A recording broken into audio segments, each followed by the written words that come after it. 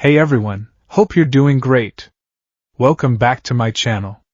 In today's video, we'll dive into what if Deku had a villain's quirk like Overhaul. Smash that subscribe button, and be sure to peek at the description below.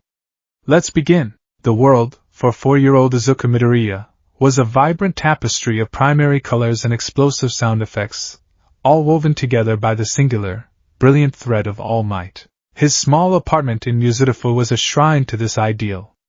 All Might posters beamed down from the walls, All Might cereals sat in the cupboard, and clutched in his chubby fingers at this very moment was the crown jewel of his collection, the Silver Age All Might action figure. It was a rare one, his father had said before he'd left for a long work trip overseas.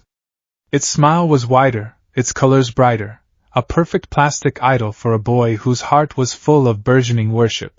"Have no fear, citizens!" Izuku chirped, his voice a high-pitched imitation of his hero's booming baritone. He ran the figure through the air, making it dive between the legs of the dining room table to rescue a hapless salt shaker from an imaginary villain. "For I am here!" His mother Inko watched from the kitchen, a fond smile gracing her features as she stirred a pot of katsudon.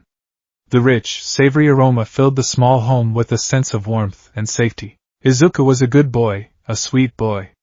A little intense with his hero obsession, perhaps, but his heart was pure gold. Like all parents, she was waiting with bated breath for the day his quirk would manifest. Would he have her minor telekinesis? Hisashi's fire breathing? Whatever it was, she knew he would use it to be kind. In the climax of his imaginary battle, Izuku had All Might leap from the arm of the sofa. It was a heroic, daring move that miscalculated the physics of a 4-year-old's grip. The plastic figure slipped, tumbling end over end through the air before landing with a sharp, sickening crack on the hardwood floor. Silence descended. Izuku stared, his bottom lip trembling. The All Might figure lay in two pieces, its torso cleanly separated from its legs. The vibrant world of heroism shattered into a million gray pieces. A tiny, hiccuping sob escaped his throat, quickly escalating into a full-blown wail of despair. "Oh, honey, it's okay!" Inko rushed over, kneeling beside him and scooping him into a hug. "Don't cry, sweetie. We can buy some glue. We can fix him." But Izuku, in his grief, wasn't listening. Tears streamed down his face as he reached for the broken pieces. "All Might, he's broken!" he sobbed, pressing the two halves together in his small hands. He squeezed his eyes shut, wishing with every fiber of his being that his hero was whole again. And then, something happened. A strange, tingling warmth bloomed in his palms, a sensation like static electricity but gentler, more profound.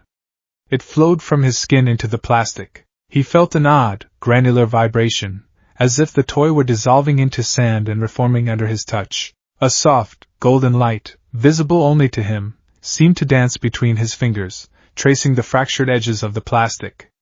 When he opened his tear-filled eyes a moment later, the tingling stopped. He hesitantly uncurled his fingers. The All Might action figure sat in his palm, perfectly whole.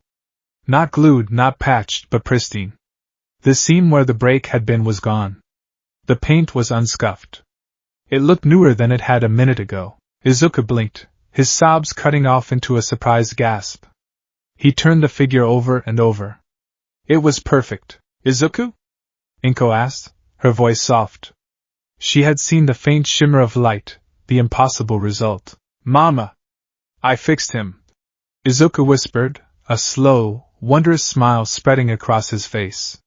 He held it up for her to see. "Look! I fixed him!" Inko's own eyes widened, and then they filled with tears of pure, unadulterated joy. "A quirk! And such a wonderful one! Oh, Izuku!" she cried, pulling him into another, tighter hug. "You have a quirk! You can fix things! You're a little restorer! Oh, my boy, you can be a hero who fixes anything!" That night, Izuku fell asleep with the All Might figure clutched to his chest, his heart soaring. He had a quirk. A hero's quirk.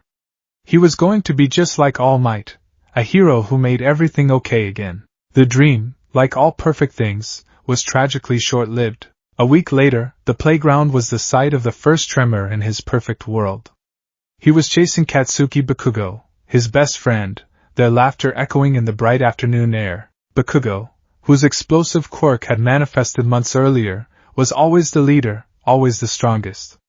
Izuku didn't mind. He was happy just to be in Kaken's orbit. In his haste to keep up, Izuku's foot caught on an exposed root, and he went down hard, his knee scraping against the rough gravel. A sharp, searing pain shot up his leg. He looked down to see a raw, bloody patch on his knee, dirt and tiny pebbles embedded in the wound. The familiar sting of tears pricked his eyes. Bakugo and the other kids gathered around. "Whoa, Deku, you're bleeding!" one of them said. "TCH, clumsy!" Bakugo grunted, though he looked a little concerned. Izuku's first instinct, born from the recent memory of his triumph, was to fix it. His quirk was for fixing things. That's what Mama had said. He placed his small, bare hand over the weeping scrape. He closed his eyes, concentrating, trying to summon the same warm, tingling sensation. It came, but this time it was different. It wasn't warm, it was hot, almost burning. It wasn't a gentle vibration, it was a sickening, pulling sensation, as if his skin were being unraveled and reknitted by clumsy, invisible needles. He gasped, a pained whimper escaping his lips. It hurt. It hurt more than the initial fall. He pulled his hand away with a cry. The bleeding had stopped, but the wound looked wrong. The skin was puckered and unnaturally smooth, a pale, discolored patch that stood out starkly against his healthy flesh. It hadn't been restored, it had been forcefully altered, leaving behind a permanent, ugly reminder. It wasn't a fix. It was a scar.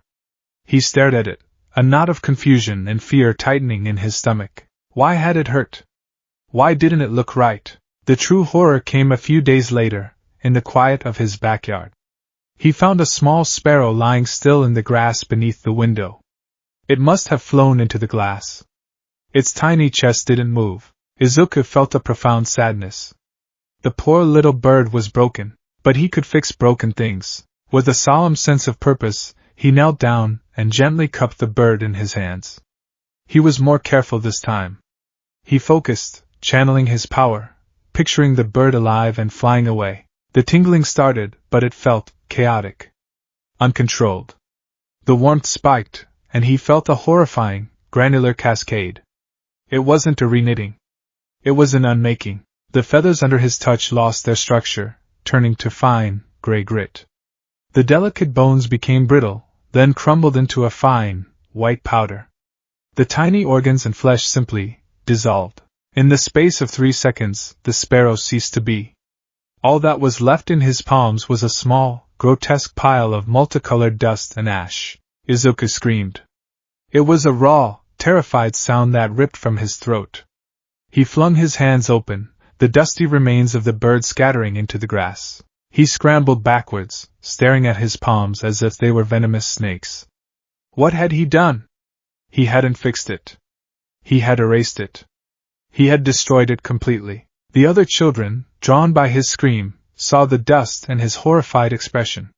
They didn't understand what had happened, not exactly, but they understood the visceral terror on his face. They understood that Izuku Midoriya, with a single touch, had just made a living thing vanish. From that day on, the world began to shrink away from him. The final, irrevocable event that cemented his curse happened at the creek. He was still only 4, but the world had already learned to be wary of him. Whispers followed him. That's the boy with the creepy quirk. Don't let him touch you. Bakugo was the only one who didn't seem to care, but his friendship had changed. It was less about camaraderie and more about possession. Izuku was his Deku, his useless but interesting follower. Today, Bakugo and his 2 lackeys had cornered a smaller boy with a butterfly wing quirk. That's a dumb quirk. Bakugo sneered, tiny explosions popping in his palms for emphasis. What are you gonna do, flutter at me? The boy was crying, his delicate wings trembling. I'll leave me alone! Something in Izuku, the same core instinct that idolized All Might, couldn't let it stand. He knew what it felt like to be scared. He ran forward, positioning himself between Bakugo and the other boy, his arms spread wide in a placating gesture. Stop it, Kaken! Izuku pleaded, his voice shaking. You're making him cry. If you keep doing this, I'll never forgive you. Bakugo stopped, genuinely surprised. Then his face twisted into a smirk of disbelief. You! What are you gonna do, Deku? You're quirkless! He still thought Izuku was quirkless. No one had properly explained the bird incident, and the scraped knee was just a weird scar. To Bakugo, Izuku was just a useless, quirkless Deku who couldn't do anything. I'm not! I'll stop you myself! Izuku said, though he had no idea how. Bakugo laughed, a cruel, barking sound. He strode forward and shoved Izuku in the chest. Get out of my way! Then, to add insult to injury, he grabbed Izuku's right arm, his grip tight and proprietary. You don't get to tell me what to do! The moment Bakugo's skin made contact with his, a jolt of pure, ice-cold panic shot through Izuku. It wasn't a conscious thought. It was the primal fear of a child who had held the dust of a living creature in his hands. It was the terror of his own power turning on someone he knew, on his friend. No, don't touch him, don't hurt him, not Kakin. His quirk, responding to the spike of adrenaline and terror, flared to life. It was just for a fraction of a second, an uncontrolled, instinctive pulse of power. Izuku felt it, a sickening lurch in his gut. He ripped his arm out of Bakugo's grasp with a choked cry, stumbling backward and falling to the ground. Bakugo stared at his own hand, then at Izuku's arm. He hadn't felt pain, not exactly. It was a bizarre, cold, dissolving sensation. He looked down at his left arm, the one he'd used to grab Izuku. The fabric of his black sleeve, right where his fingers had been, had unraveled. The threads were simply gone, leaving a frayed, gaping hole. Underneath, a patch of skin about the size of a coin was unnaturally pale. As he watched, a fine layer of it flaked away, like ash from a burnt piece of paper, revealing raw, pink skin beneath. It didn't bleed. It was simply erased. He stared at the mark, his bravado evaporating, replaced by a chilling, profound shock. He looked at Izuku, who was on the ground, crab walking away, his face a mask of absolute horror. I'm sorry, Kakin. I didn't mean to. Izuku wailed, scrambling to his feet and running away as fast as his legs could carry him, tears of terror streaming down his face. Bakugo was left standing by the creek, his two friends staring in stunned silence. He touched the strange, new scar on his arm. It was a permanent, unnerving reminder. Deku hadn't punched him, he hadn't exploded. He had just touched him. And a part of him had started to come undone. For the first time in his life, Katsuki Bakugo felt a sliver of genuine fear, and it was directed squarely at the crying, pathetic boy running away from him. The aftermath was swift and absolute. The school was informed. There were meetings. Concerned calls between Inko and the Bakugos. The official story was a quirk accident. But the damage was done. From that day forward, Izuku was forced to wear gloves. At first, they were simple cotton mittens, but as he got older, they became specialized, custom-made gloves of a thick, non-reactive polymer. They covered his hands completely, muffling his sense of touch, isolating him from the world. They were a prison he wore on his own skin. His isolation became complete. Bakugo's fear curdled into a new, more volatile form of aggression. He no longer saw Izuku as a useless follower, but as something creepy, unnatural, and dangerous. A thing to be kept at a distance, to be put in its place with loud, explosive dominance. The nickname Deku was no longer just useless. It carried the unspoken venom of monster. Izuku, in turn, developed a severe touch aversion. He flinched if someone brushed past him in the hall. He kept his gloved hands shoved deep in his pockets. He never accepted anything passed directly to him, waiting for it to be set down first. A friendly pat on the shoulder could make him break out in a cold sweat. His own power terrified him. His body was a weapon, and his hands were the triggers. Any accidental contact could lead to disaster. He had nightmares of shaking his mother's hand and watching her crumble to dust. The dream of being a hero didn't die, but it became a torturous, paradoxical ambition. How could he save people when he couldn't touch them?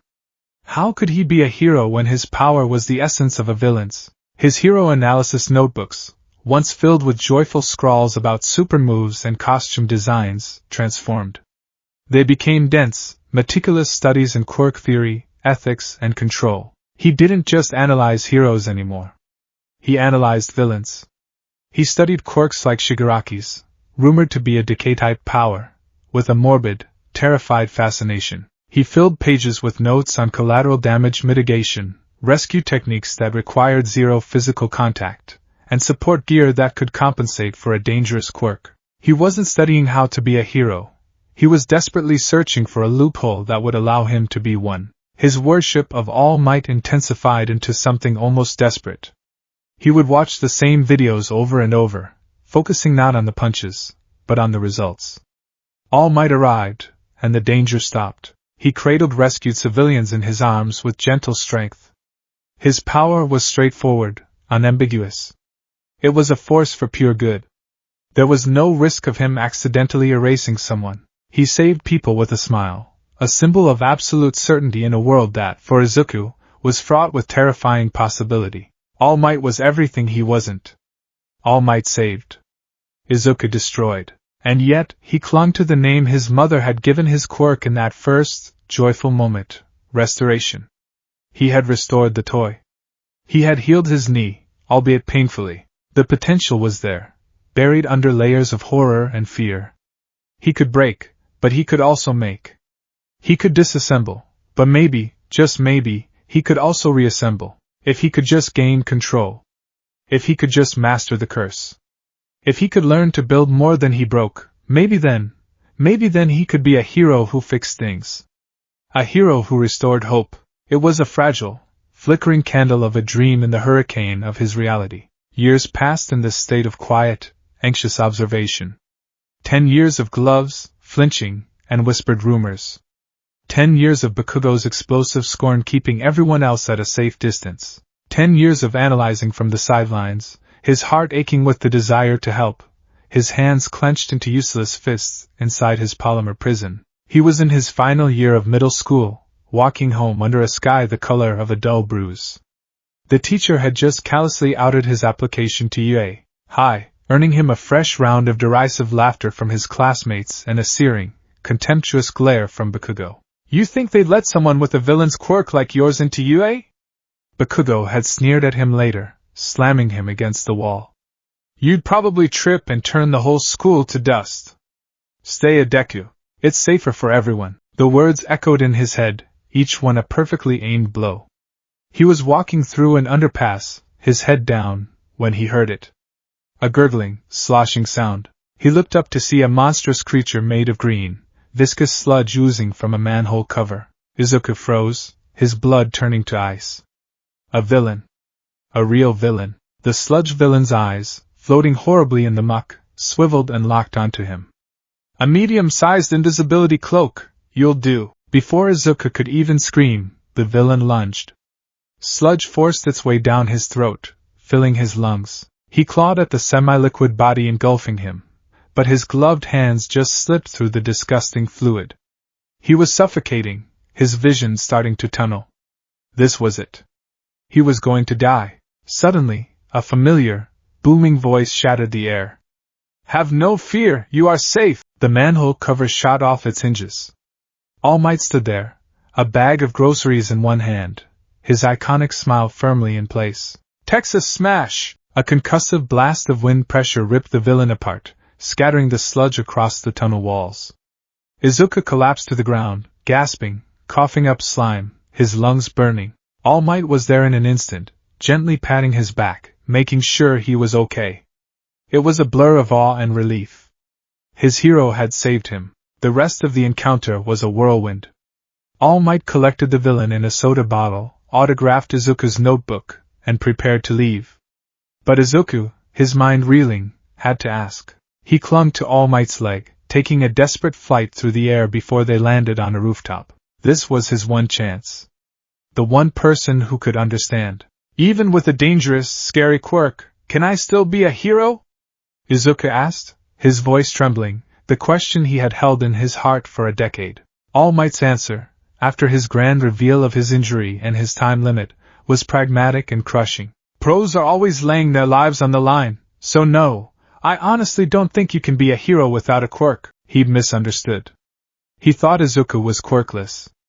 The gloves, the flinching, he'd drawn the wrong conclusion. And Izuku, in his shock and devastation, didn't have the presence of mind to correct him. The hero he'd worshipped his entire life had just extinguished the last candle of his dream. He was left alone on the rooftop, the world gray and silent. He trudged down the stairs and back onto the street, his mind a hollow shell. And then he heard the explosions. He ran toward the sound, pushing through the gathering crowd. It was the same shopping district from earlier. And there, in the center of the chaos, was the sludge villain. It had escaped. And it had a hostage. Izuku's eyes widened in horror. Trapped in the swirling morass of green slime, explosions erupting from his thrashing hands, was Katsuki Bakugo. The heroes on the scene were helpless. Kamui Woods couldn't get a grip, Empty Lady was too big for the narrow alley, and Death Arm's strength was useless against a liquid opponent. They were waiting for someone with the right quirk. Meanwhile, Bakugo was suffocating, his defiant eyes filled with desperation and fear, and Izuku stood there, frozen. It wasn't the same paralysis the other heroes felt. It wasn't a lack of the right power. It was the opposite. He had exactly the right power. His mind, his hyper-analytical, overcautious, trauma-forged mind, spun into overdrive, running 1,000 catastrophic simulations in a single second. Scenario 1, touch the villain. Just a tap. He could deconstruct the sludge, turn it into harmless inert liquid or even separate it back into its base components. But the villain was wrapped around Kaken. A single stray finger, a millimeter of miscalculation, and his touch would land on Bakugo's skin. He'd be dust. Unacceptable risk. Scenario 2, environmental manipulation. Touch the ground. Rip a chasm open to swallow the villain. But the vibrations could destabilize the burning buildings. The gas lines. What if he ruptured a gas line? The resulting explosion could kill everyone, including Bakugo. Scenario 3, create a barrier. Pull up a wall of asphalt to contain the sludge. But the force of Bakugo's explosions could shatter it, sending superheated shrapnel flying into the crowd. Scenario 4, the gloves. Take them off. He needed the fine control of his bare skin. But in the chaos, in the panic, what if he couldn't control the output? What if he flattened the whole area by accident? What if, in his rush, he touched Bakugo? He saw it. He saw the path to victory. A precise, controlled touch to the villain's core, deconstructing only the slime, leaving Bakugo completely unharmed. It was theoretically possible, but it required a level of control, a calmness of mind that he had never, ever possessed. The risk of failure wasn't just losing. The risk was murder. His feet felt like they were encased in lead. He saw Bakugo's desperate eyes meet his. For a fleeting moment, he saw the same fear he'd seen in them all those years ago by the creek. The fear of being unmade. And Izuku couldn't move. He wasn't frozen by cowardice. He wasn't afraid of the villain, or the fire, or the explosions. He was petrified by the terrifying, world-breaking power sleeping in his own two hands. While the other heroes stood by because they couldn't act, Izuku Midoriya stood by because he was too dangerous to try. And in that moment, watching his childhood friend drown, he had never felt less like a hero in his entire life.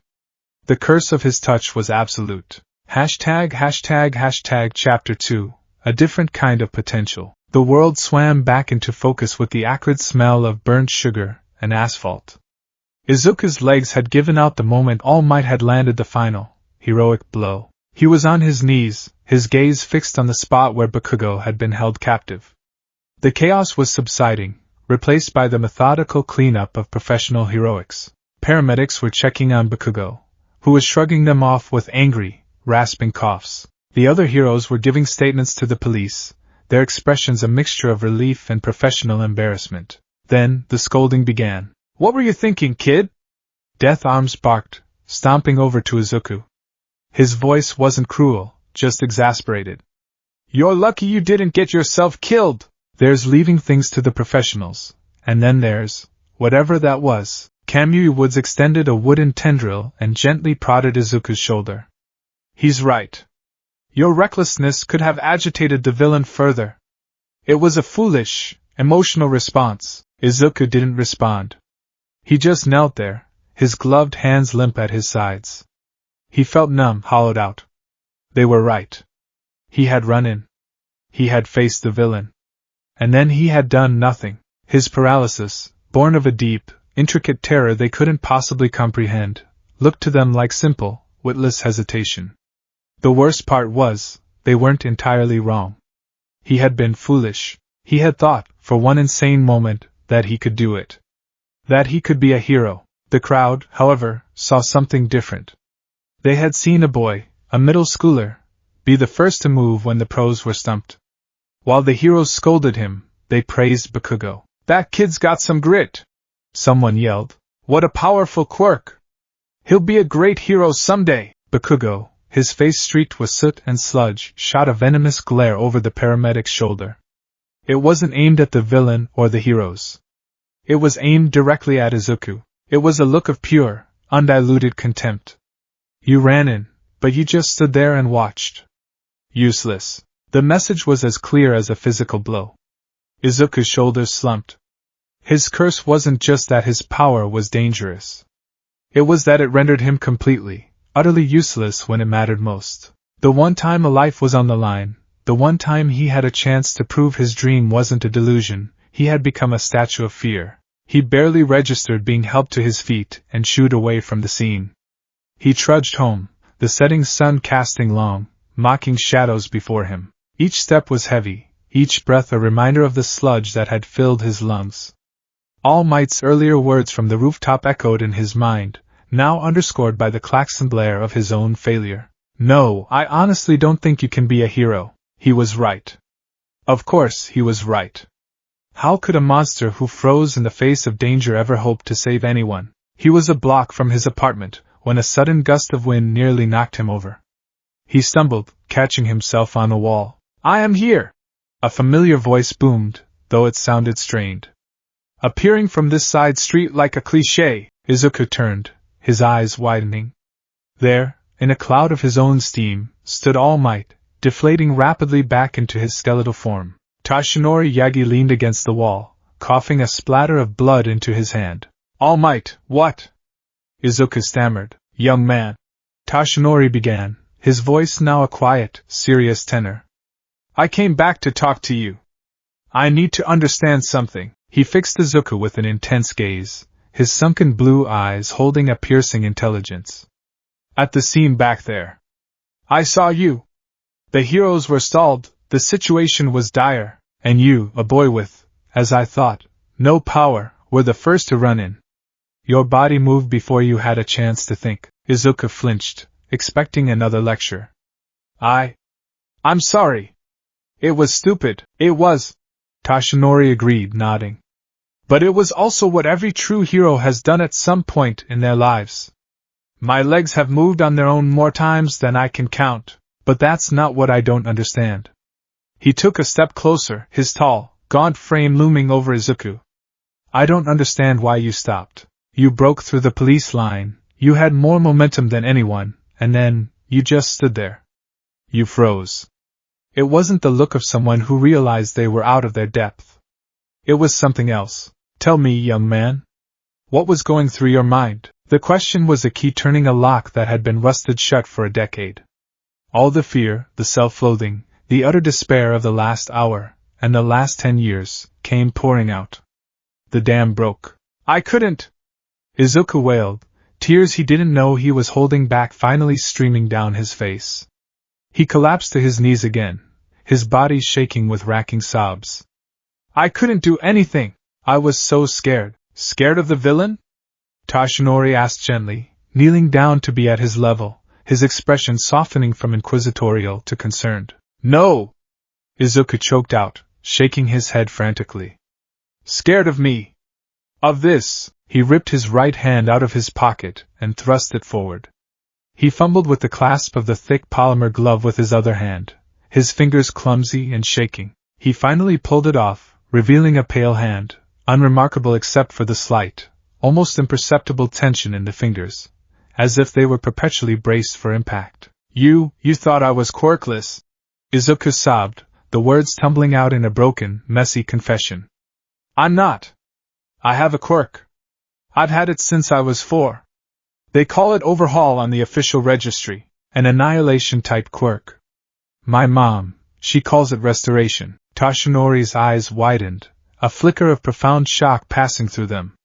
He knew of the Overhaul quirk. It was the stuff of nightmares, a power spoken of in hushed, fearful tones in the hero community, the ability to disassemble and reassemble matter with a touch. Izuku, misinterpreting the shock as fear or disgust, pressed on, desperate to make him understand. When I was little, I broke a toy, and when I touched it, it fixed itself. It was perfect, but then I fell and scraped my knee. He instinctively reached down and pulled up his pant leg, revealing the ugly, puckered scar that still marred his skin. I tried to fix it, but it hurt, and it came back wrong. It wasn't a restoration, it was a mutation. A monster I made on my own body. His voice dropped to a haunted whisper. And then there was a bird, a dead bird. I tried to fix it, to make it alive again, and it just turned to dust in my hands. I erased it. He looked at his bare hand, a fresh wave of revulsion washing over him. When Kaken, the boy in the sludge, grabbed my arm once when we were kids, my quirk activated on its own. It unraveled his shirt, and a piece of his skin just flaked off. I could have killed him. By accident, he finally looked up, his tear-filled green eyes meeting Tashinori's sunken blue ones. The confession reached its climax. When I saw him there, trapped in the sludge, all I could think about were the ways I could kill them both. Touch the villain, but I might hit Kaken. Disassemble the ground, but I might break a gas line and blow up the whole block. I had the power to end it, right there in my hands, but the margin for error was zero. A single mistake, a single moment of lost control, and I wouldn't be a hero. I'd be a mass murderer. I froze because I was so terrified of what this hand could do. I'm a monster, All Might, a villain's quirk in the body of a wannabe hero. You were right. I can't be a hero, he finished, spent, his breath hitching as he waited for the judgment, the confirmation of everything he believed about himself. Tashinori was silent for a long moment. He stared at the boy, the child, sobbing before him. He looked at the ugly scar on his knee, the specialized glove lying on the pavement, and the bare, trembling hand. He had seen villains who reveled in their destructive power. He had seen heroes who grew arrogant and reckless with their gifts. He had seen fear in many forms. But this was new. This was a boy with the power to level a city who was crying because he was afraid of hurting a single person. This was a child who had run 1,000 risk assessments in a split second and chosen inaction over the slightest chance of causing collateral damage. This was a soul who saw a power of ultimate destruction and yearned to use it only for creation and healing. A slow, sad smile touched Tashinori's lips. It was a smile of profound understanding. He had spent his life managing a power that threatened to tear his own body apart. He knew the burden of a dangerous quirk. But Izuku's burden was heavier. His power threatened to tear the world apart. A monster? Tashinori said softly, his voice resonating with a strange, gentle authority. My boy, I have looked into the eyes of true monsters. They delight in their power. They feel no remorse. They see people as objects to be broken. He reached out, his own large, bony hand hovering for a moment before he gently, deliberately, rested it on Izuku's shoulder. Izuku flinched violently, but Tashinori didn't pull away. You are not a monster. You are a boy shackled by a terrible, beautiful power, and an even more terrible, beautiful conscience. He looked Izuku straight in the eye. Your power is dangerous. I will not lie to you about that. But the heart that fears to misuse it, the soul that freezes not from cowardice, but from an overwhelming sense of responsibility? Tashinori's voice grew stronger, imbued with the conviction that made him the symbol of peace. My boy, that is the heart of a true hero. Izuku stared, speechless. The words were a balm on a wound that had been festering for a decade. It wasn't pity. It wasn't dismissal. It was validation. You really think so? He whispered. I know so, Tashinori said firmly. You told me you wanted to be a hero. Today, you showed me you already have the most important qualification. Now we just have to work on the rest. He stood up, pulling Izuku to his feet. Come. There is much to discuss. They ended up on a bench in a small, deserted park as dusk settled into night. Tashinori had listened intently as Izuku explained his quirk in more detail. The granular feeling, the difference between reassembling and disassembling, the mental focus it required. For a moment, Tashinori considered his secret. One for all. The power to be passed on. His first instinct, seeing the boy's heroic spirit, had been to offer it. But now, with the full picture, he saw the catastrophic folly in that idea. Young Midoriya, he began, his tone serious. My quirk is one that can be passed on to another. It is a sacred torch called One for All. Izuku's eyes went wide with shock. A transferable quirk? That was unheard of, and I have been searching for a worthy successor. Tashinori continued. When I saw you run toward that villain, I thought I had found him. But now, he sighed, a weary sound. Now I know that I cannot give it to you. Izuku's heart plummeted. Of course. It was too good to be true. Not because you are unworthy. Tashinori added quickly, seeing the devastation on the boy's face. In spirit, you are more worthy than anyone I have ever met. But I must be practical. Your quirk, restoration, is like a volatile, high-precision chemical compound. It requires immense focus and control. My quirk, One for All, is a raw, explosive power. To put it bluntly, giving you OFA right now would be like trying to perform brain surgery during a Category 5 hurricane. It would be strapping a rocket engine to a scalpel. The power would overwhelm you, shattering your control over your own quirk and likely causing a catastrophe beyond our imagining. He leaned forward, his expression earnest. Your journey is not to gain a new power, my boy. Your journey is to master the one you already have. And I was wrong to say you couldn't be a hero. You can, but you will not walk the same path as me. You won't be a hero who solves problems with a punch. He offered a thin smile. You will be a hero who rebuilds the world after the punches have been thrown, a hero of restoration. And that is a rare and precious thing indeed. Izuku stared, his mind reeling. He wasn't being rejected. He was being redirected. So, Tashinori said, a new energy in his voice. I cannot offer you my quirk. But I will offer you something else. Something perhaps more valuable. I will offer you my help. I will train you. For the next 10 months, until the UA entrance exam, I will be your mentor. We will teach you control. We will explore the limits and applications of your power. We will forge that dangerous quirk into a tool for heroism. What do you say, young Midoriya? Tears welled in Izuku's eyes again, but this time they were not tears of despair. They were tears of overwhelming, impossible hope. The number one hero in the world was offering to personally train him, to help him tame his curse. Yes, Izuku whispered, then louder, with more conviction than he'd felt in his life. Yes. Thank you, All Might. The next 10 months were the most grueling and transformative of Izuku's life.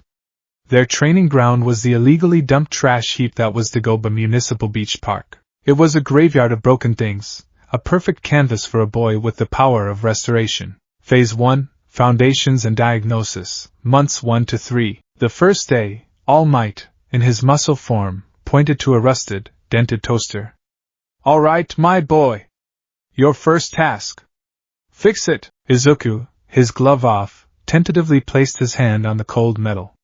He closed his eyes, concentrating.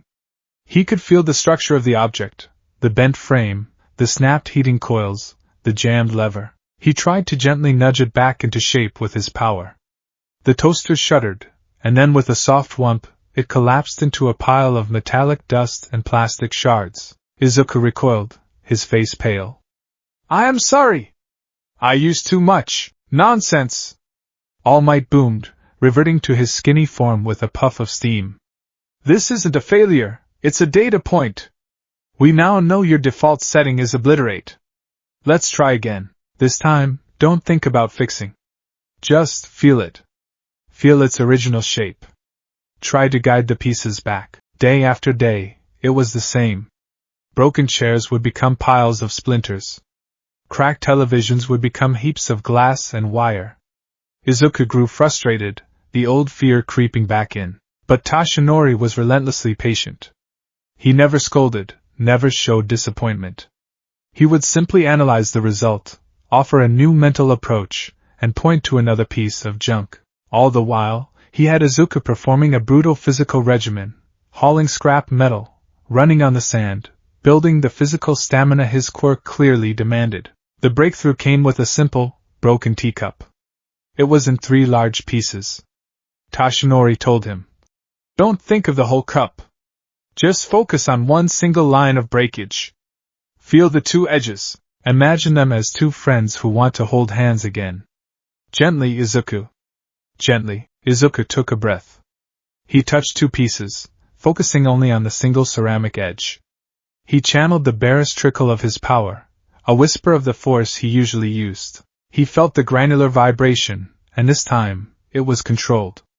He watched, mesmerized, as a faint golden light traced the crack, and the 2 pieces fused together, seamlessly. He repeated the process with the 3rd piece.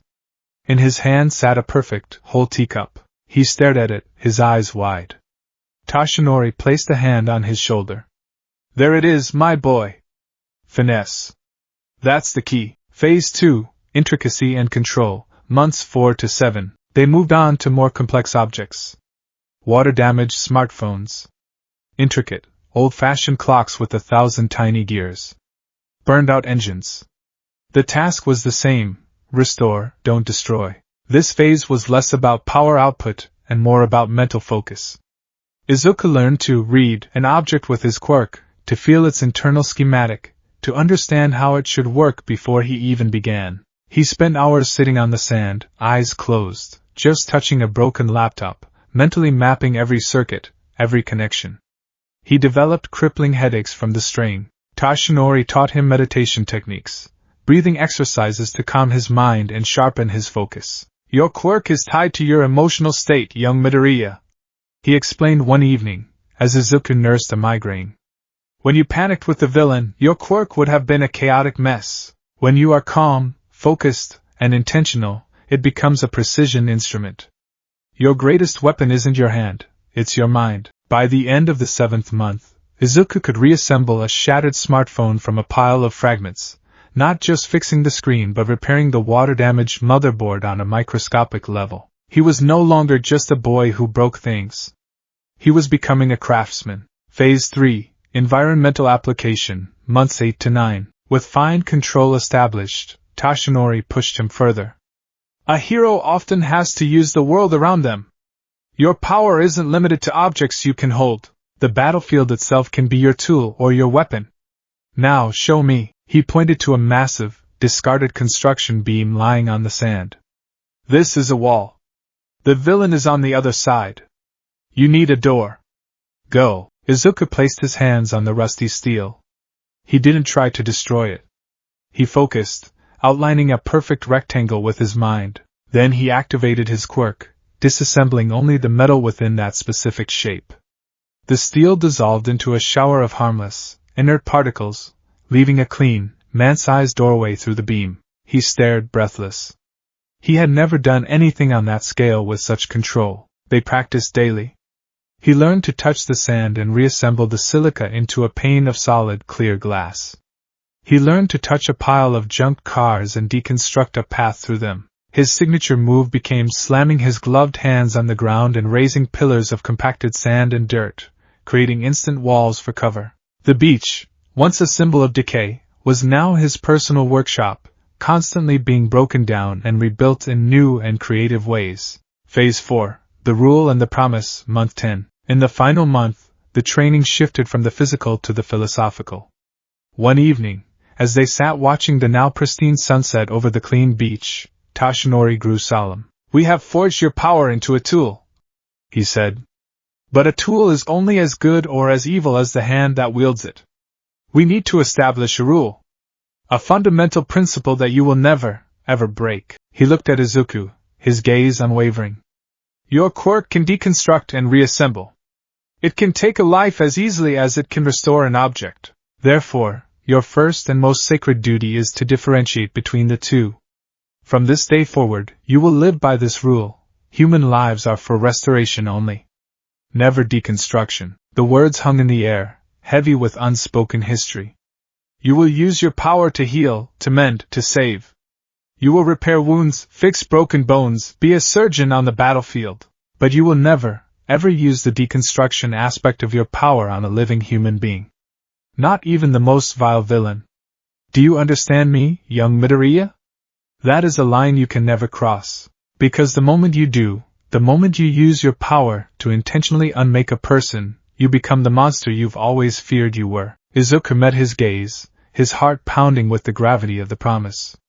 He thought of the bird, of the scar on Bakugo's arm. He thought of the chasm of difference between himself and a villain like the one he'd faced.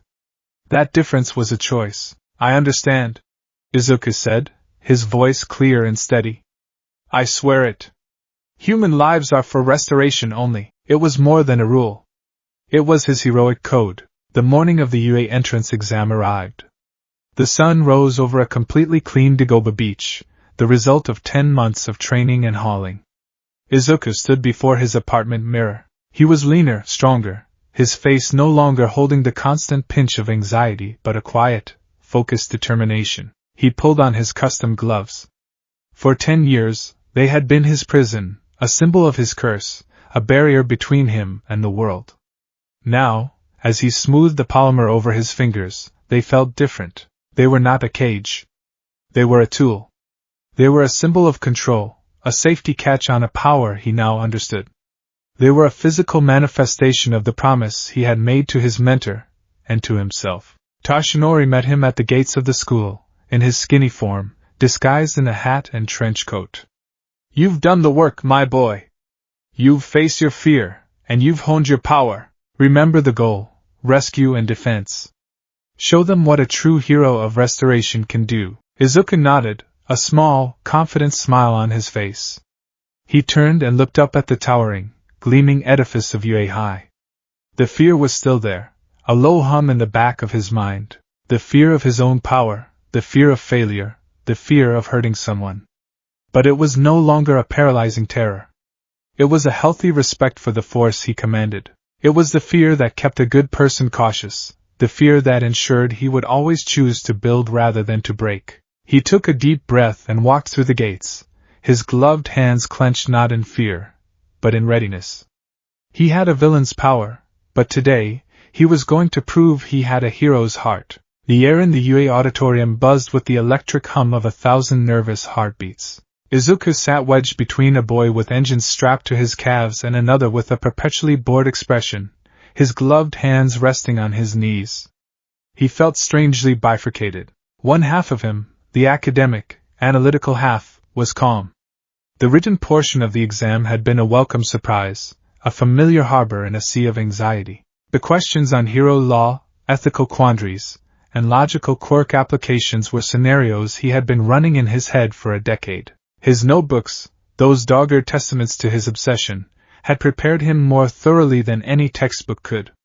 He moved through the paper with a quiet confidence that felt alien and exhilarating. The other half of him, the half that was acutely aware of the destructive power sleeping in his palms, was a roiling knot of terror. Now came the real test. The practical. A 10-minute, free-for-all mock battle in a massive, fabricated city. It was a test of combat prowess, of raw power, of everything he had been trained to fear in himself. Welcome to today's live performance! A voice screamed from the stage, making Izuku jump.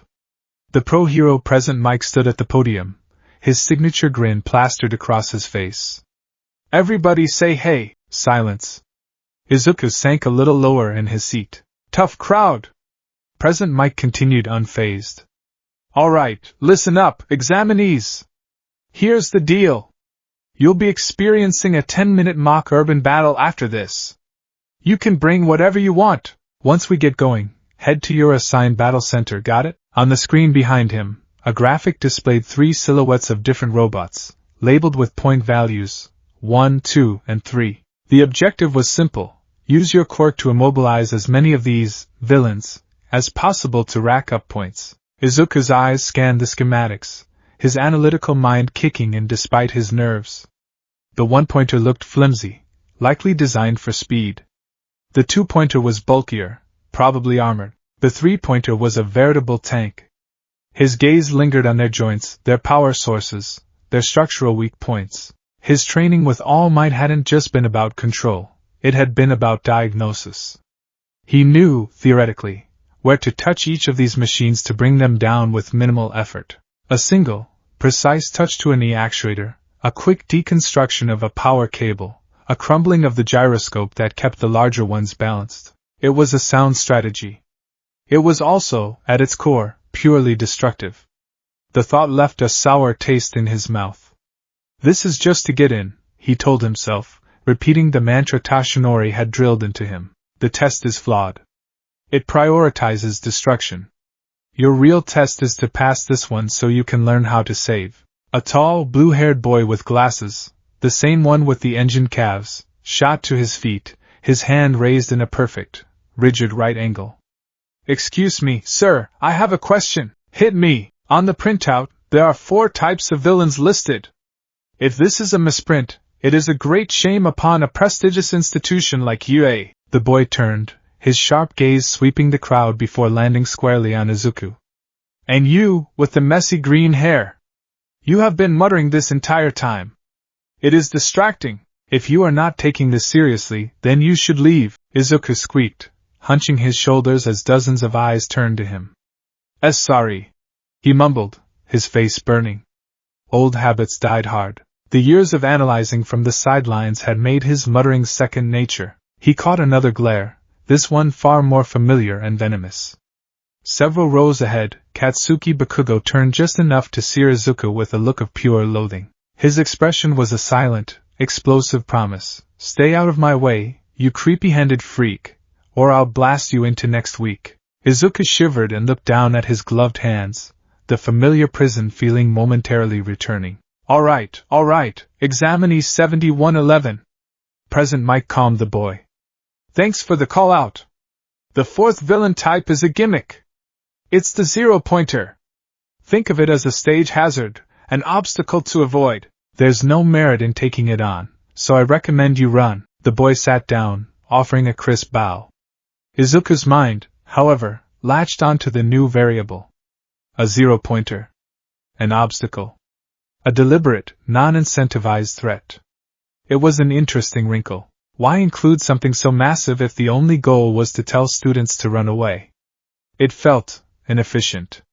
It felt like part of a different, unspoken test. He filed the thought away as the lights came up and they were herded towards buses for their assigned battle centers. The gates of Battle Center B were colossal, big enough for a dozen empty lattice to walk through abreast.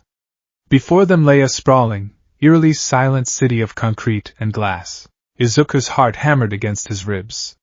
He did his best to go through the breathing exercises Tashinori had taught him, trying to calm the frantic energy thrumming under his skin. He scanned the crowd of other examinees. They were all buzzing with nervous energy, stretching, activating their quirks in small, flashy displays. A boy with blonde hair and a dazzling smile shot a twinkling laser from his navel.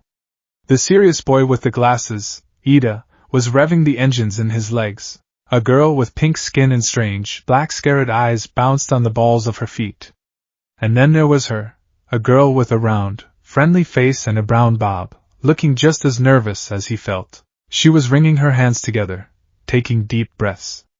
Their eyes met for a second, a brief, shared moment of mutual panic, before she looked away. And start! Present Mick's voice blared from unseen speakers. For a heartbeat, everyone stood frozen in confusion. What's wrong? There's no countdown in a real fight. Run! Run!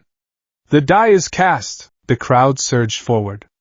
Izuku, caught flat-footed, was left in the dust, a cloud of exhaust from Ida's engines stinging his eyes. He shook himself and sprinted after them, his mind racing. Okay. Calm. Analyze. Find a target. One touch. Minimal force. Minimal destruction. He rounded a corner and came face to face with his first opponent. A one-point robot, sleek and vaguely canine, zipped towards him. It lowered its head to charge. The other students would have dodged and fired a projectile, or met it with a feat of strength. Izuku did neither. He stood his ground. He waited until the last possible second, his eyes tracking the machine's left foreleg. As it lunged, he sidestepped, his body moving with a newfound agility born from months of hauling scrap. His gloved right hand shot out, not in a punch, but in a precise, open-palm tap. He made contact with the robot's knee joint. For a split second, nothing happened. Then, a silent, sickening cascade. The metal and wires of the joint lost all structural integrity. They didn't explode. They simply ceased to be solid. The joint dissolved into a fine, gray powder, like sand. The leg, now disconnected, clattered uselessly to the ground. The robot's momentum carried it forward, and with its balance gone, it tumbled end over end, crashing into a wall with a screech of tortured metal before powering down. 1 point. Izuku stared at the puff of dust that had been a complex piece of machinery. It felt hollow. Efficient, yes. But it was still an act of unmaking. He took a breath. It's not alive. It's just metal and wires. This is the test. This is how you pass. He ran deeper into the city. A 2-pointer lumbered around a corner, its heavy cannons swiveling towards him. Another examinee, a girl with long, vine-like hair, was about to ensnare it. Izuku was faster. He slid under its legs, his hands slapping against the armored casing of its central gyroscope. The armor held for a moment, then his quirk sunk in. There was a low thrum, and the stabilizing mechanism inside turned to gravel. The 2-pointer listed violently to one side, its cannons firing harmlessly into the sky before it toppled over with a ground-shaking crash. 2 points. Total of 3. The vine-haired girl stared at him, her eyes wide. How did you? She started to ask, but Izuku was already gone, his mind focused on the next target. He found his rhythm. It was a deadly, silent dance. While others blasted and smashed their way through the city, creating a cacophony of explosions and destruction, Izuku moved like a phantom. He was a whisper of disintegration in the roar of the battle. He'd sprint, dodge, and tap. A leg joint here, a power conduit there, a hydraulic press on a 3-pointer's primary weapon. The robots didn't explode, they just fell apart. They were neutralized with surgical precision. He was effective. He was racking up points. He was also earning wary looks. He took down a 3-pointer by crumbling the base of its torso, causing the top half to slump lifelessly onto the street. As he turned, he saw the naval laser boy Aoyama, watching him from a rooftop. Aoyama's dazzling smile was gone, replaced by an expression of unease. He saw Izuku's glove, the silent, effortless way the robot had just collapsed, and he instinctively took a step back, his own sparkle seeming to dim. Mon Dieu! Aoyama muttered, just loud enough for Izuku to hear. What a villainous quirk! The word hit Izuku like a physical blow, colder and sharper than any piece of shrapnel. Villainous. He clenched his jaw, the old shame and fear twisting in his gut. He knew his power looked terrifying. He knew it mirrored the quirks of some of the most feared villains in history. But he wasn't a villain. He was here to prove it. He pushed the comment aside and forced himself back into the rhythm, but the feeling of wrongness grew with every point he scored. Each pile of dust was a testament to his destructive capability. This wasn't restoration. This was a demolition job. He had 15 points. Then 22. Then 28. It was a decent score, probably enough to pass, but he felt no pride in it. He just felt dirty. With about 3 minutes left on the clock, a deep, earth-shattering tremor shook the entire battle center. It was a low, groaning sound, the protest of stressed steel and crumbling concrete.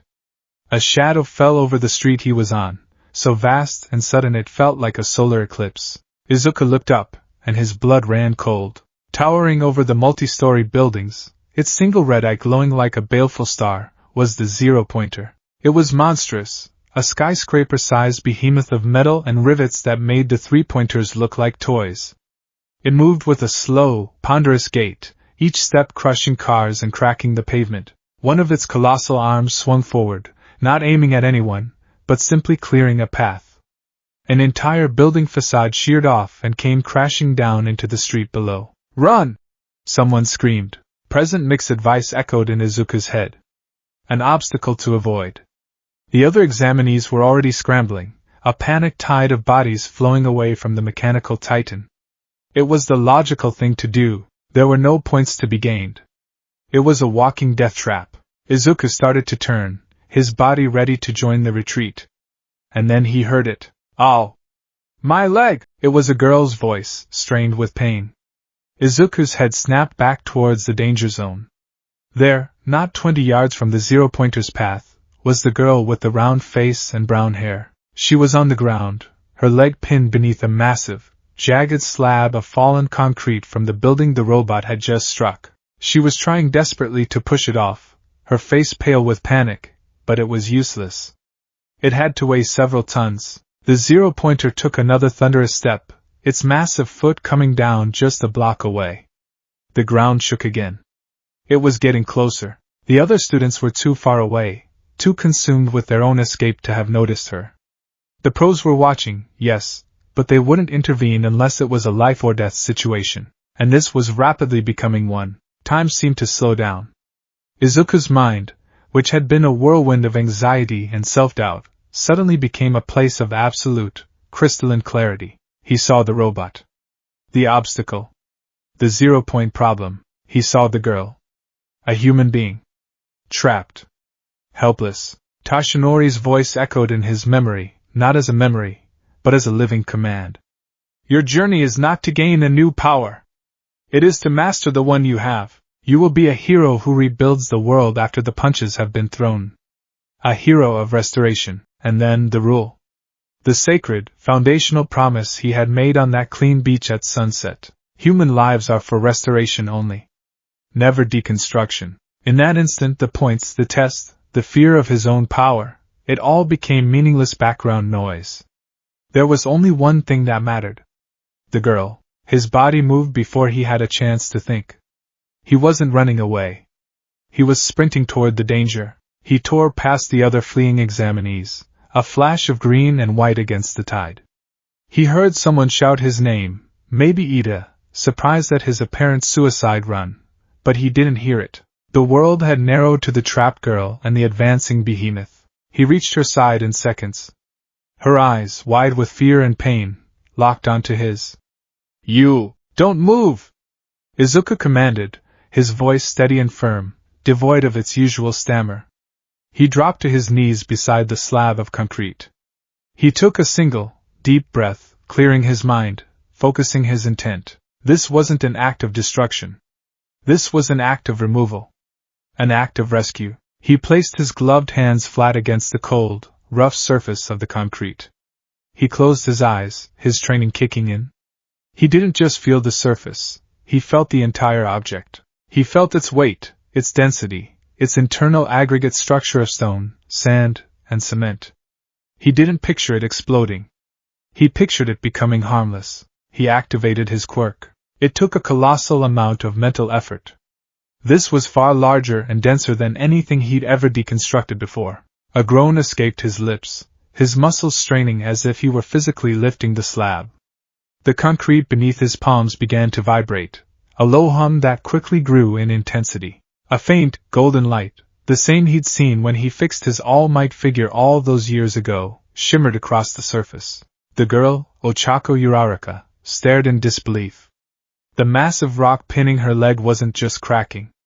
It was dissolving. With a sound like 1,000 tiny waterfalls, the multi-ton slab of concrete decomposed, sloughing off in streams of harmless, uniform gravel and fine gray sand. It flowed around her trapped leg without so much as a scratch, pooling on the ground around her. In the space of 5 seconds, the deadly obstacle was gone. Can you stand? Izuku asked, his voice tight with strain. Uraraka, stunned into silence, could only nod. He helped her up. Her leg was bruised but not broken. The zero-pointer took another step. It was almost upon them. We have to go, she urged, pulling on his arm. But Izuku wasn't looking at her. He was looking past her, at the other students who were still struggling to get clear. Debris from the robot's advance was raining down, and the narrow streets were becoming a death trap. His job wasn't done. He hadn't just saved her. He had to save them. Get back! He yelled, pushing her gently behind him. He turned to face the advancing colossus.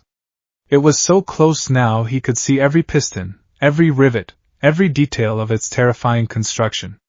He wasn't going to fight it. He was going to contain it. He slammed his bare hands, he'd ripped his gloves off without even realizing it, onto the asphalt street. Wrath! He roared, pouring his power and his will not into an object, but into the environment itself. The ground before him groaned in protest. The blacktop cracked and splintered as Izuku's quirk took hold. He wasn't deconstructing it. He was reassembling it. He was forcing the tar, gravel, and earth beneath to change their shape according to his will. With a sound of tearing earth, a massive trench, 10 feet wide and 20 feet deep, ripped itself open directly in the zero-pointer's path. The robot's next step, meant for solid ground, found only empty air. Its massive leg plunged into the chasm, and the entire machine, with its impossibly high center of gravity, began to tilt. Izuku didn't stop. As the robot teetered, its other arm swung wildly, dislodging a cascade of shattered windows and concrete from a nearby skyscraper. The debris rained down towards a group of students, including Ida and the vine-haired girl. Izuku's eyes widened. He shifted his stance, slapping his palms back down on the ground a second time.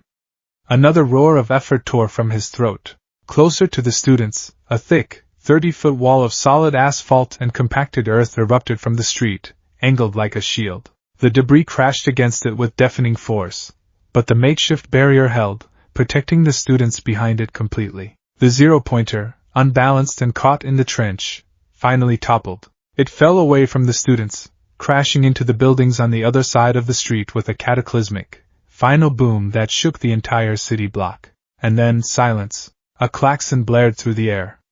Time's up! Izuku stood in the center of the devastation he had both wrought and contained. His chest was heaving, his arms screaming with exhaustion from the sheer force of will it had taken. Dust and sand swirled around him. The other examinees were staring at him, their expressions a mixture of terror, confusion, and raw, unadulterated awe. He had saved them. He had used the terrifying, destructive power for absolute, uncompromising defense and rescue. He looked at his bare hands, trembling from the strain. For the first time, he didn't see the instruments of a curse. He saw the tools of a hero. Then, the adrenaline faded, and the bone-deep exhaustion hit him. His legs gave out, and he collapsed onto the gravelly remains of the slab that had started it all. He had a grand total of 28 villain points. He'd spent the last, most crucial minutes of the exam not fighting, but saving. He had no idea if it was enough. He had no idea if he had passed. In a darkened observation room high above the battle centers, a group of pro-heroes watched the monitors in stunned silence. The screen showing Battle Center B was frozen on the image of the toppled zero-pointer, the massive trench, and the defensive wall. In the center of it all, a small, green-haired boy was being tended to by the girl he had just saved. "Well now," a cheerful, squeaky voice said, breaking the silence. A small, white creature that could have been a mouse, a dog, or a bear, wearing a sharp suit, took a sip of tea. Principal Nisa's black eyes gleamed with intellectual delight. That was certainly an unexpected development. Next to him, the perpetually tired form of Shota Aizawa, the hero Eraserhead, leaned forward, his usual apathy replaced by a keen, analytical interest. He ignored the primary, point-based objective entirely. A reckless, illogical move, was it? Midnight purred from her chair. He saved that girl's life, Shota. And then he protected the others. It was incredibly heroic. It was a logical ruse. Aizawa countered, though there was no heat in his voice. He tapped a finger on the screen, indicating Izuku. He assessed the situation and correctly identified the zero-pointer not as an enemy to be fought, but as a hazard to be neutralized. He didn't attack it. He altered the terrain to disable it. He used the quirk that, on paper, is classified as annihilation type for large-scale environmental control and defense. He turned a power of destruction into a tool of civil engineering in the middle of a battle. It was the most rational, albeit dramatic, solution to the problem. In the back of the room, a gaunt, skeletal figure in a yellow tracksuit watched the screen, a small, proud smile gracing his lips. He did it, Toshinori Yagi thought, his heart swelling with a pride so fierce it almost hurt. He didn't just remember the lesson, my boy. He embodied it. What's his score, Mike? Nisa asked, his smile widening. Present Mike, for once quiet, typed at a console. The results flashed on a private screen. 28 villain points. It's not a failing score, but it's middling. He's on the bubble. Indeed, Nisa said, his whiskers twitching. If that were the only metric, that is. He pressed a button on his own console. But as our cunning examinee seemed to intuit, this test was not as straightforward as it appeared. A hero's job isn't just to bash villains. A new scoring column appeared on the main screen, labeled Rescue Points. True heroism is selfless. It is the act of putting others before oneself, of running towards danger to save a life, even at the cost of personal gain, Nizu announced to the room. And we here at UA reward that behavior above all else. He tapped another key, and the numbers began to populate. Other students had scores of 5, 10, maybe 20 for helping another examinee who had stumbled. Then, the camera feed zoomed in on Uraraka, who was passionately explaining to the arriving paramedics how Izuka had saved her. Her testimony was worth 25 points. Then it showed the group behind the wall, including Ida, explaining how the wall had saved them from being crushed. Another 35 points. And for the selfless, unhesitating act of saving a fellow examinee from a 0-point threat, an automatic 60 points, Nizu declared cheerfully. Aizawa's eyes widened almost imperceptibly. Midnight gasped. Izuka Midoriya's score flashed on the screen. Villain points, 28. Rescue points, 120. Total, 148. It was the highest score in the practical exam's recorded history. Aizawa let out a soft, dry chuckle. A walking contradiction, he murmured, a rare, genuine smirk touching his lips. He used a destructive power for defense and rescue. He's completely irrational. He'll fit right in. He saw the future. Not a flashy frontline hero, but an underground hero who could end a fight before it started, who could dismantle a collapsing building to save those trapped inside, who could turn a villain's stronghold into dust without harming a single hostage. The potential was immense. Nizu turned to the hidden All Might. An interesting candidate, wouldn't you agree? Tashinori just nodded, his grin wider than ever. He has potential. A week later, Izuka sat at his desk, staring at the UA envelope. He had been a nervous wreck, replaying the exam in his head. 28 points. It wasn't enough. He was sure he'd failed. His one chance, and he'd focused on saving one person instead of passing the test. With trembling fingers, he tore it open. A small metal disc fell out, clattering on his desk. It flickered to life, projecting a hologram. I am here! As a projection, Izuka yelped, and fell out of his chair. It was All Might, in his full, heroic glory. Young Midoriya!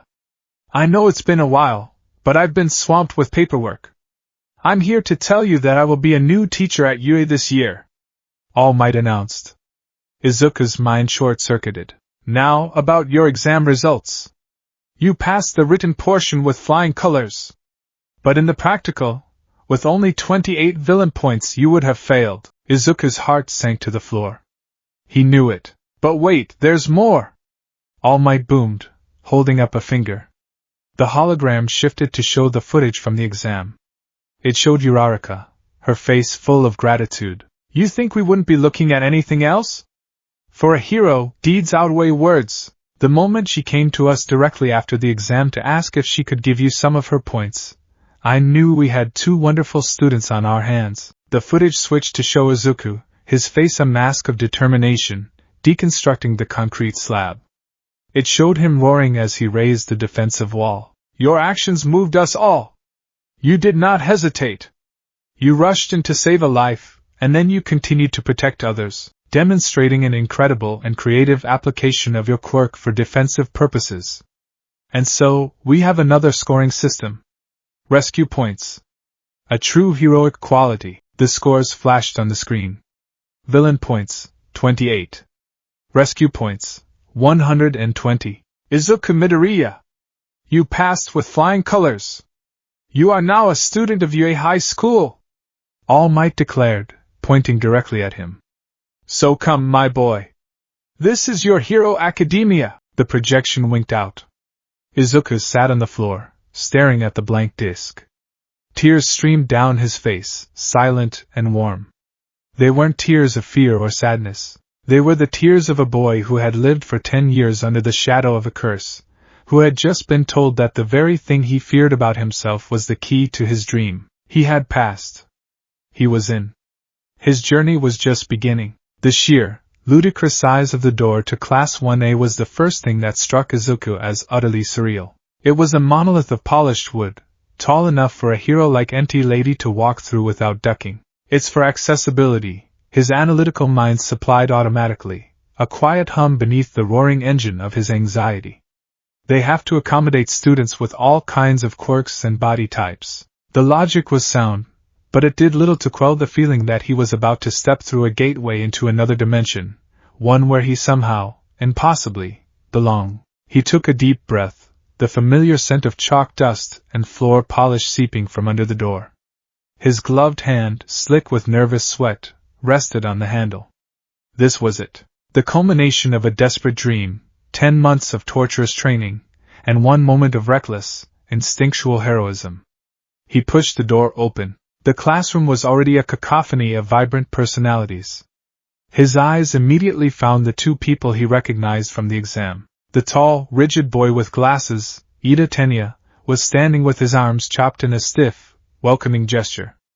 And across the room, sitting with a confident smirk, was Katsuki Bakugo. Bakugo's head snapped up as Izuku entered, his crimson eyes narrowing into slits. The usual explosive rage was there, but beneath it, Izuku saw something else flicker in their depths, a deep-seated, unsettled wariness. It was the same look Bakugo had given him a decade ago by the creek, the look of someone confronting something unnervingly unpredictable. The sight of Izuku, the useless, creepy-handed Deku, standing in the hallowed halls of Class 1A, was an affront to Bakugo's entire worldview. He just grunted, a sound like grinding gears, and turned away, propping his feet disdainfully on his desk.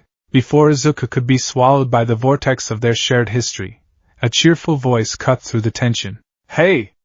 It's you!" He turned to see the girl with the round face and brown bob from the exam, her smile as bright and welcoming as a sunrise.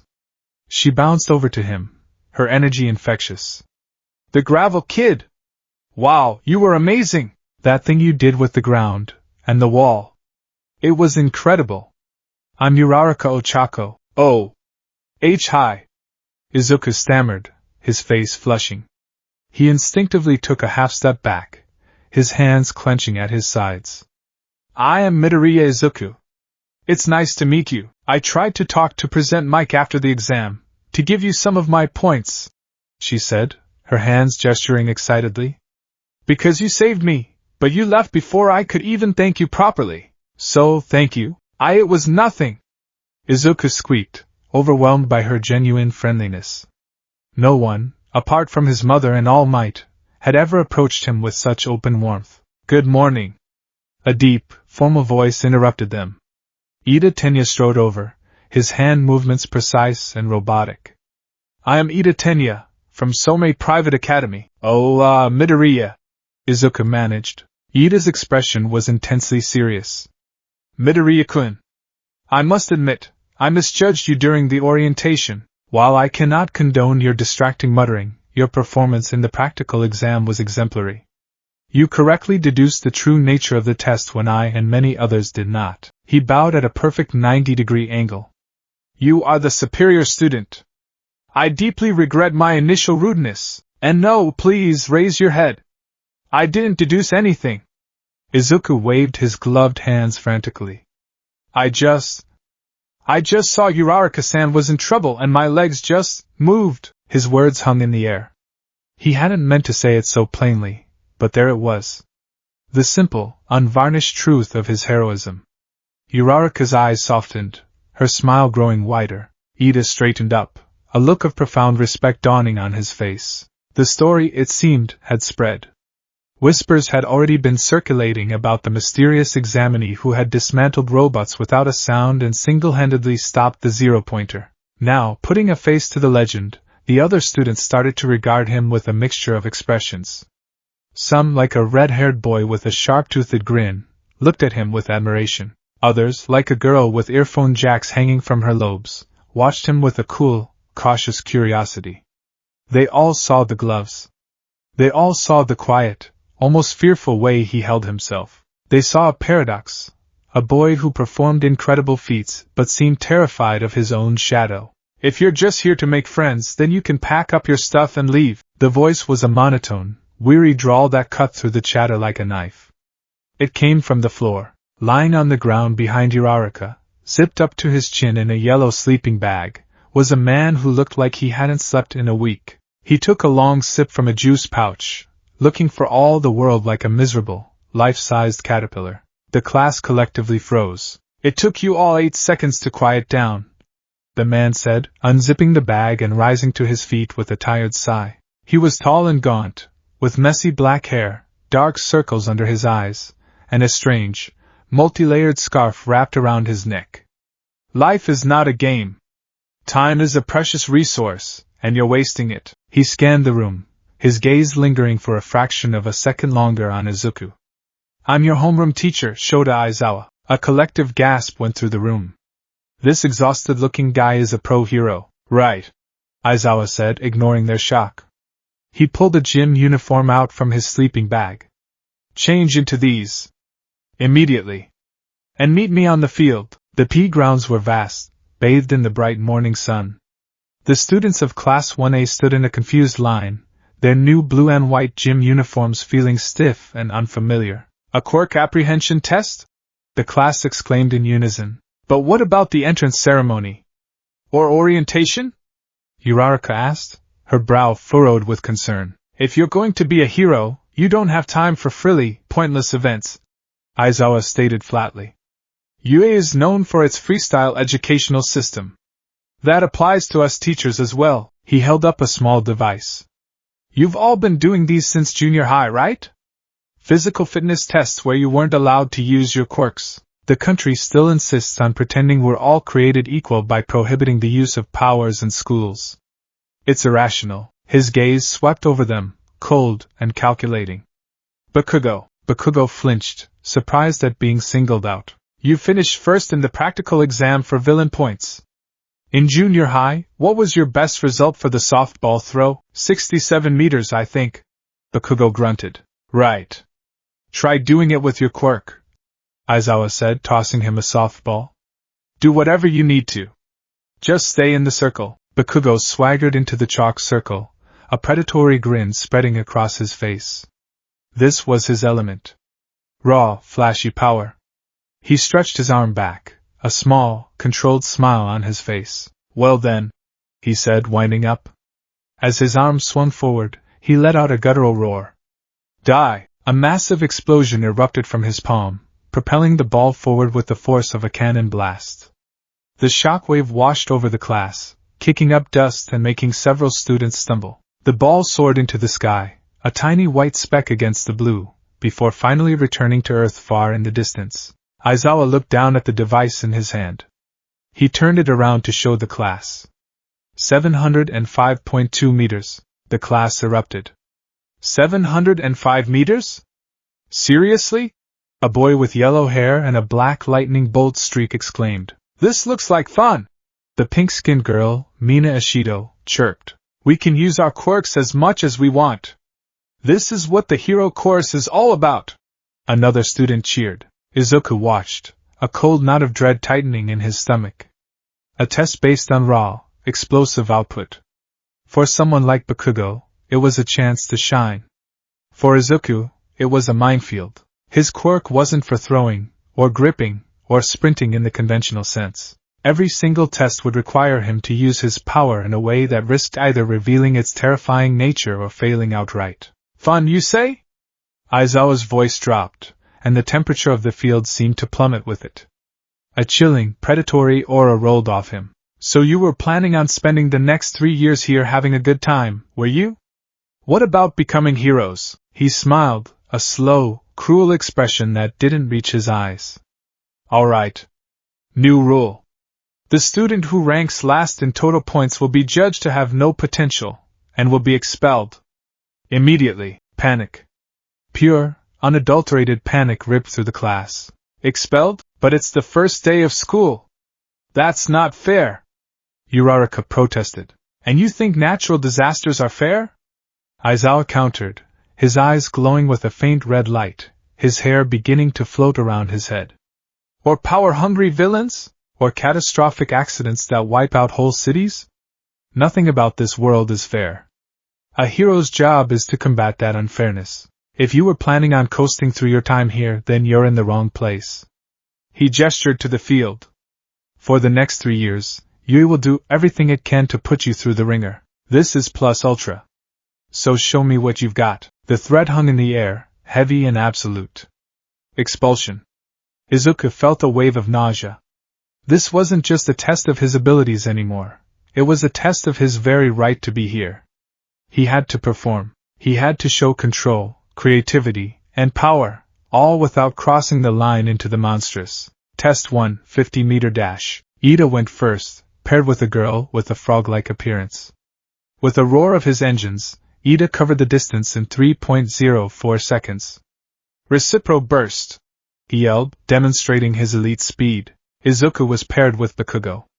The moment their names were called, Bakugo shot him a look that could curdle milk. Don't even think about touching me, Deku! He growled, his voice low and threatening. Izuku swallowed hard and nodded, taking his position at the starting line. He couldn't use his quirk to propel himself like Bakugo or Ida. He had to be more subtle. He crouched, placing his gloved fingertips on the starting block. The starting pistol fired. Bakugo blasted off, using small, continuous explosions from his hands to fly through the air. Izuku pushed off, and with each frantic step, he channeled a minuscule, precise pulse of his quirk into the ground just behind his foot. He wasn't creating a massive shockwave. He was deconstructing a tiny patch of the track's surface, just enough to create a small, explosive puff of displaced air and dust that gave him a slight, extra push. Puff. Puff. Puff. It was like running with tiny, silent jet boosters strapped to his heels. Bakugo crossed the line in 4.13 seconds. Izuku followed a moment later. The robotic voice announced his time, 5.58 seconds. It wasn't spectacular, but it was far better than his quirkless middle school record. It was respectable. He'd survived the first test. Bakugo glared at him. What the hell was that? He demanded. You didn't do anything. He hadn't seen the subtle pulses, only that Izuku had run faster than he should have been able to. The unpredictability of it all was clearly grating on him. Izuku just mumbled an apology and retreated. Test 2, grip strength. This was a problem. Izuku held the small, handheld device. The goal was to squeeze it as hard as possible. He could, in theory, use his quirk to reassemble the internal springs and mechanisms, making them infinitely resistant and breaking the machine. But that felt like cheating, and it was a destructive application. The alternative was to use his quirk on his own hand, to reinforce his muscles and bones. But he had never tried that. His attempts at self-restoration had been painful and unpredictable. It was too risky, so he made a choice. He squeezed the device with his normal, human strength. The dial creaked up to 56 kilograms. A perfectly average, slightly below par score. He saw Aizawa watch him, a flicker of something, disappointment? Curiosity, in his teacher's eyes. Izuku had shown creativity in the dash, but here, he had shown nothing. He was already falling behind. He watched as a muscular student with multiple arms, Shoji Mizo, registered 540 kilograms, and his heart sank. Test 3, standing long jump. Test 4, repeated side steps. Izuku managed these with a combination of his improved physical fitness and subtle uses of his quirk. A small push off the ground for the long jump got him across the sand pit. Quick, tiny bursts of force at the edges of the lines allowed him to change direction faster in the side steps. He was scoring in the middle of the pack, keeping his head above water, but just barely. He wasn't standing out. He was just surviving. And Aizawa's calculating gaze was a constant, pressing weight on his back. Test 5, the ball throw. This was the main event. This was the test that had set the tone, the one where Bakugo had demonstrated his overwhelming power. Now it was Uraraka's turn. She touched the ball, whispered, "Release," and tossed it. The ball floated up, and up, and up, until it disappeared from sight. Aizawa's device beeped. A small infinity symbol appeared on the screen. The class gasped. Infinity? She completely negated its gravity. Izuku muttered to himself, his analytical mind kicking in. That means to maximize her score, she needs to account for air resistance and the Earth's rotation to achieve a perfect orbital departure. But for the purposes of this test, infinity is the max score. It's a perfect application of her quirk for this specific task. Midoriya. You're next. Aizawa's voice cut through his thoughts. The class fell silent as Izuku walked into the circle. All eyes were on him. They had seen his strange, subtle quirk in action, but they had yet to see him do anything truly powerful. This was his chance to show them what he was capable of. But how? He couldn't just touch the ball and have it disintegrate. That would be 0 meters and probably a lecture on destroying school property. He couldn't use one for all. The secret power he'd yet to even test, the one All Might had explicitly forbidden him from using in conjunction with his own until he achieved perfect control. A full power punch would shatter every bone in his arm. He stood in the circle, the smooth, cool surface of the softball resting in his gloved hand. He looked at Aizawa, who was watching him with an unreadable expression. He remembered his teacher's words. Irrational, logical ruse, creativity. Aizawa wasn't looking for raw power. He was looking for potential. For a smart application of a quirk. An idea sparked in his mind. A risky, complex idea that would require more focus than he had ever used before. It wasn't about destroying the ball or propelling it with external force. It was about changing the ball itself. He took a deep breath, calming his racing heart. He closed his eyes, holding the ball in both hands. He wasn't just holding it. He was reading it. His quirk flowed from his palms, not as a destructive wave, but as a fine diagnostic probe. He felt the stitched leather of the exterior, the tightly wound yarn of the interior, and the small, cork and rubber core. His plan had 2 parts. First, the core. With intense concentration, he focused his quirk on the rubber and cork at the very center of the ball. He began to deconstruct and reassemble it on a molecular level. He wasn't changing its mass. He was changing its density. He compressed the molecules, forcing them closer and closer together, folding them in on themselves in an intricate, microscopic lattice. The core of the ball, once light and porous, became a superdense, hypercondensed pellet, no bigger than a marble, but containing the mass of the entire original core. The ball's center of gravity shifted dramatically, becoming incredibly stable. Second, the surface. This was the harder part. He gently probed the leather exterior, feeling the tiny imperfections, the seams, the way air would flow over it. He began to subtly reassemble the surface molecules, smoothing them out, creating a near-frictionless, perfectly aerodynamic sphere. He even altered the stitching, making it flush with the surface so it wouldn't create drag. The entire process took 15 seconds of absolute, unbroken concentration. To the outside observer, he was just standing there, holding the ball. But inside his mind, he was performing a feat of microscopic engineering that made repairing a smartphone look like child's play. A splitting headache began to bloom behind his eyes from the strain. He opened his eyes. The ball looked exactly the same. But Izuku could feel the difference. It felt heavier, more solid in his hand, perfectly balanced. He took his throwing stance. It was the same stance as Bakugo, a classic pitcher's wind-up. He wasn't a trained athlete, but his body was stronger now. He channeled all his physical strength into the throw, a grunt of effort escaping his lips. He threw it with everything he had. The ball left his hand with a normal, human-level amount of force. It didn't explode from his hand.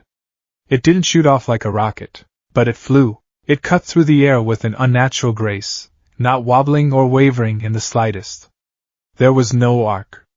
It just flew in a perfectly straight, stable line, like a bullet. It sliced through the air with a faint, high-pitched whistle, a testament to its new aerodynamic properties. It just kept going, and going, and going, defying the wind and gravity far longer than it should have. It finally landed with a faint puff of dust in the far distance, well past Bakugo's mark. The class was dead silent. They didn't understand what they had just seen.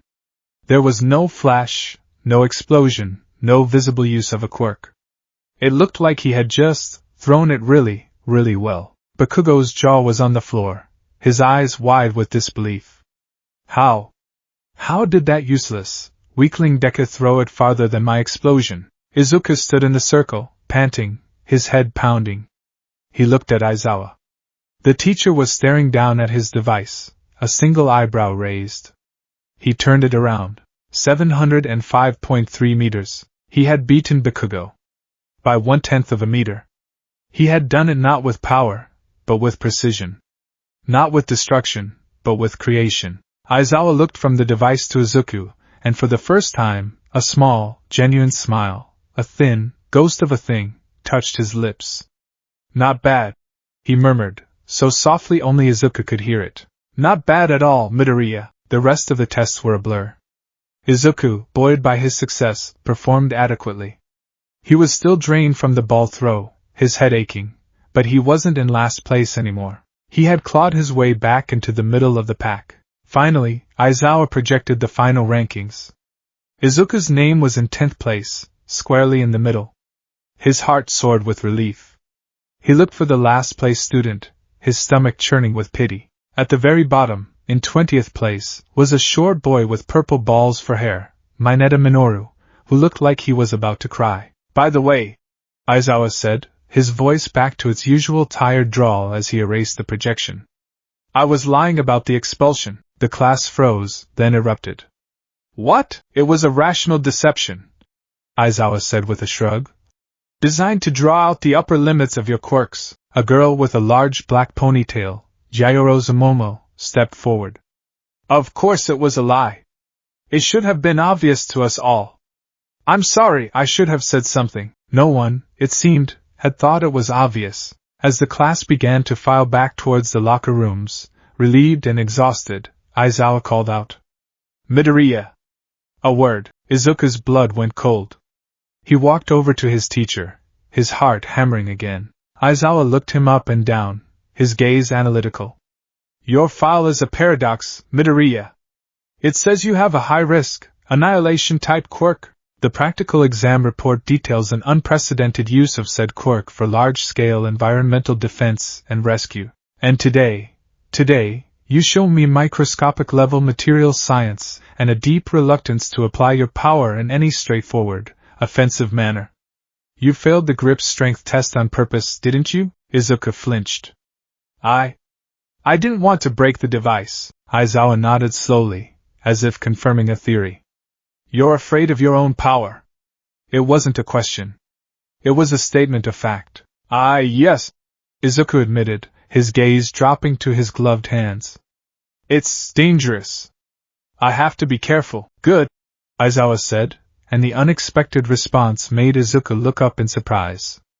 A hero who doesn't respect the danger of their own quirk is a liability. They become arrogant.